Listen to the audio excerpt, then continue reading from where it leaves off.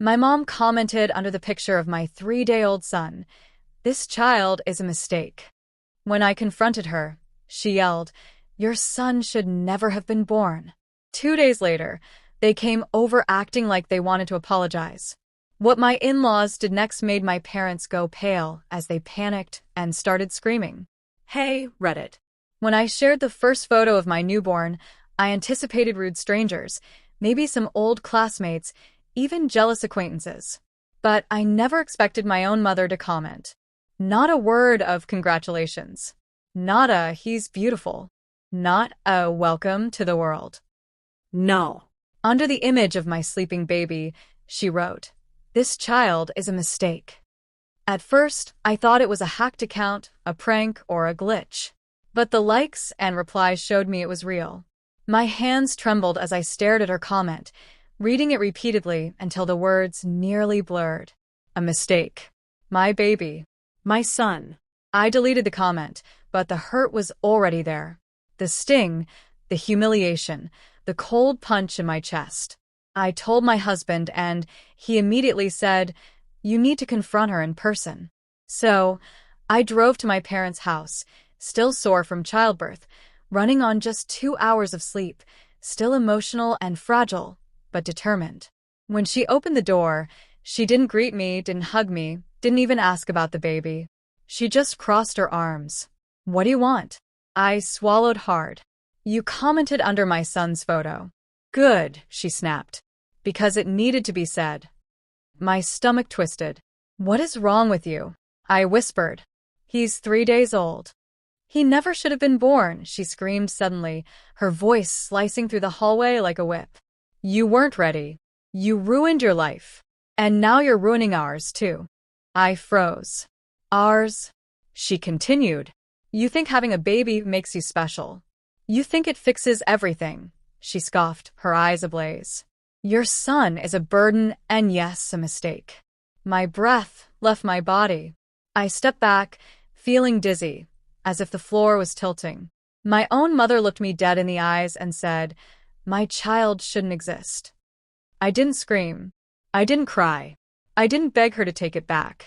I simply said, "You will never speak to me or my son again." I turned around and left. That night, I blocked her everywhere, phone, social media, email, and I cried. Not because of her words, but for the mother I had once hoped she could be. But 2 days later, she showed up. Not just her, but my dad and my sister too.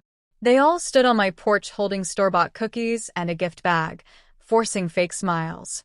My husband answered the door. Mom pushed past him, pretending to be cheerful. "We came to apologize." "Where's the baby?" Her voice was overly sweet. She wanted access, not forgiveness. I stepped into the room, holding my son against my chest. "You need to leave," I said quietly. My mother gasped dramatically. "What? After we came all this way to apologize?" "You didn't apologize," I replied. "You barged in." My father stepped forward. "Don't be dramatic. We're family." My sister rolled her eyes. "We can't pretend your kid isn't complicated." But Mom didn't mean it. My husband tensed. "Complicated? He's 3 days old." Mom sighed like we were exhausting her. "You're blowing this out of proportion. Let us see him." I shook my head. "You're not welcome here." That's when the screaming started. My mother lunged forward. "Give me the baby." I stepped back instantly. My dad grabbed my arm. My sister shouted, "Stop being selfish." Everything happened so fast, shouting, grabbing, accusations. My baby began to cry in my arms, and that's when the front door flew open. Bang! Everyone turned.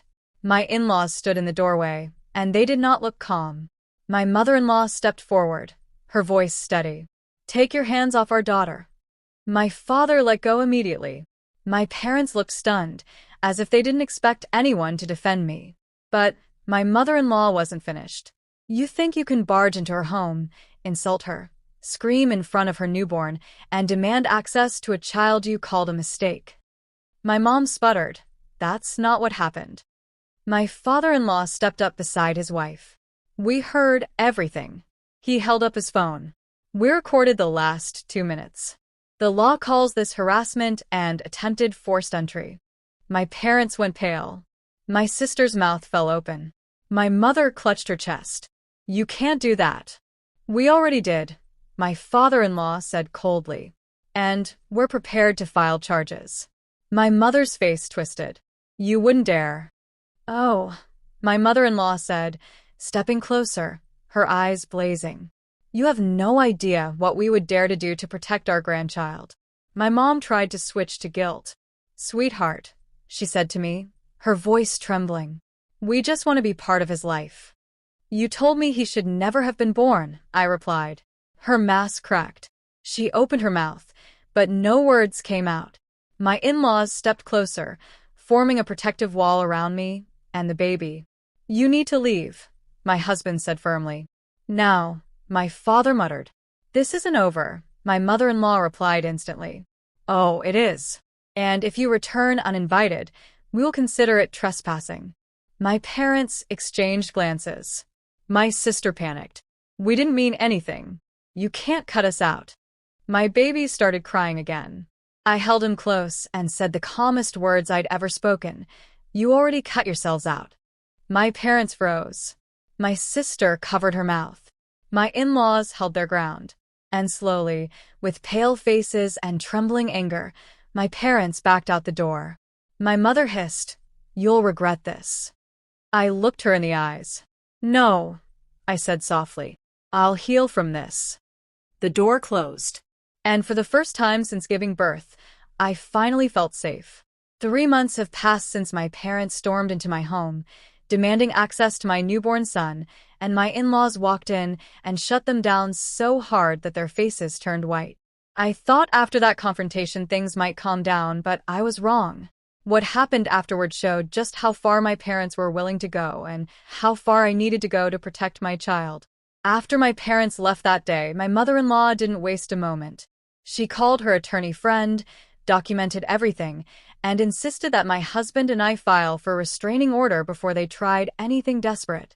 I hesitated at first because no matter how vicious my mother was, she was still my mother. But then I remembered her screaming, Your son should never have been born. And the hesitation disappeared.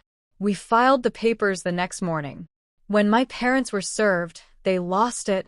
My mother left me 14 voicemails. How dare you do this? We're your parents. You're choosing them over us, you ungrateful child. Every message made it clear. She wasn't apologizing. She wasn't reflecting.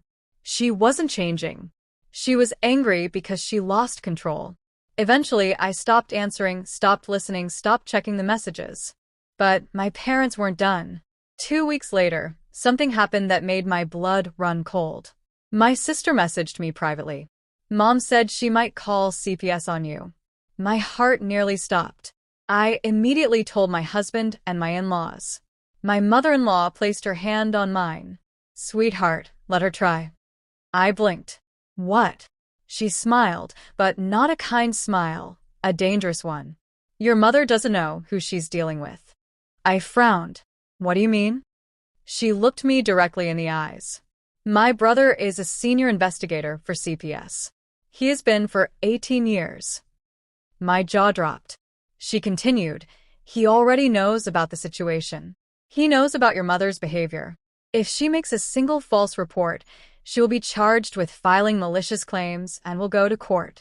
I took a breath, but my parents didn't know any of this. So, the next day, they tried something even more outrageous. They showed up at my in-laws' house. Not mine, my in-laws. My mother-in-law called us immediately. You might want to come here, she said calmly. Your parents are in the driveway screaming. We drove over, and what we saw was shocking. My father was red-faced, yelling at my father-in-law. My mother was banging on their front door, shouting, We have a right to see our grandson. You can't keep him from us. We'll take him if we have to. My stomach twisted in horror. My in-laws stood perfectly still, like statues guarding a fortress. This is not your home, my father-in-law said firmly. Get off our property. But my mother kept screaming, trying to push past him. My father tried to follow, and then a black sedan pulled up. Someone stepped out wearing a badge. My sister's warning echoed in my mind. Oh no. Please no. Did they actually call CPS? The man walked toward us. My parents straightened, pretending to look innocent and fragile. My mother whispered, "See, this is what happens when you treat us badly. They'll take the baby away now." But the man walked right past them, straight to me, and smiled warmly. "You must be Mother's name. I'm Daniel. Your in-laws told me everything." My parents froze. Daniel continued, "I'm with Child Protective Services. I'm also your husband's uncle." My mother's face drained of color. "But we called you," she stammered. Daniel raised his hand. "And I reviewed your report." My father's eyes widened. "My report." Daniel pulled out a file. It was empty. No evidence, no concern, no grounds, just anger. He turned sharply to them. "Filing false reports against your own daughter, especially while she's recovering from childbirth, is a crime." My mother tried to stutter out an excuse. "We just wanted to check on the baby." "No," Daniel said coldly. "You wanted to punish her, and now you've documented that intent in writing." My parents were speechless. My sister backed away slowly, as if she didn't want to be associated with any of it. Daniel handed me another paper. "Since they violated the restraining order and attempted a malicious CPS claim, you have grounds for full no-contact enforcement." My mother gasped, "You can't do that to us." My mother-in-law stepped beside me. "She didn't. You did." My mother-in-law looked like a queen defending her castle. My father-in-law stood like a wall of stone, and I stood there holding my son, realizing something. My parents didn't want to be grandparents. They wanted leverage, control, and power. And when they lost it, they unraveled. Daniel looked at me kindly. "You're doing everything right," he said. "Your son is safe. You're safe. Let us handle the rest." My parents tried to argue, shout, and twist the story, but it was too late. The law wasn't on their side anymore. Truth wasn't on their side. Nothing was. As the officers escorted them off the property, my mother screamed, "You'll regret this." But her voice didn't shake me anymore. I looked down at my son sleeping against my shoulder, tiny, warm, and innocent. And I whispered, "No, I won't." Because for the first time in my life, I wasn't scared of my mother. I wasn't scared of disappointing her. I wasn't scared of losing her approval. I wasn't scared of her at all. I had my son, my husband, my in-laws, a new family that actually protected me. And I finally understood something. Sometimes the family you're born into is poison. But the family you choose? That's where healing begins.